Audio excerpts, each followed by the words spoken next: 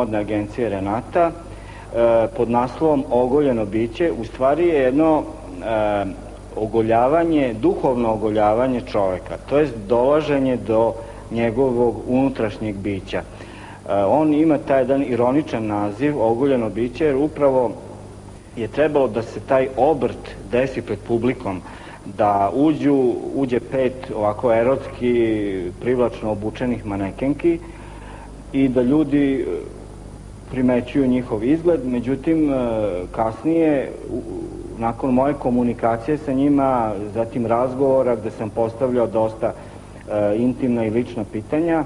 u stvari pred publikom se događa jedan obrt, publika shvata da su to bića koja imaju svoj unutrašnji život, koja imaju snažne emocije, porive, koja racionalno razmišljaju o svom životu, o sudbini, takođe razmišljaju o nekim metafizičkim stvarima, nematerijalnim, dakle o nekim vrednostima, opštim, civilizacijskim. Tako da, to mi je bio cilj u ovom performansu Ogoljeno biće, da u stvari pred publikom ogolim, ali duhovno, duševno ogolim 5 lepih devojaka i da u stvari, kako sam to rekao večeras, publici pružim na poklon tih 5 novih osoba koje su imali prilike da upoznaju.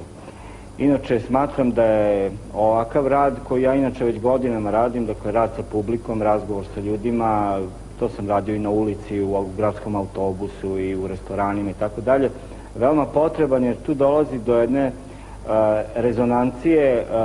mentalnih nivoa, talasa i u stvari dolazi do jedne harmonije među ljudima koja se dalje kasnije širi i na okolinu, na publiku i u stvari smiruje na neki način ovu čitavu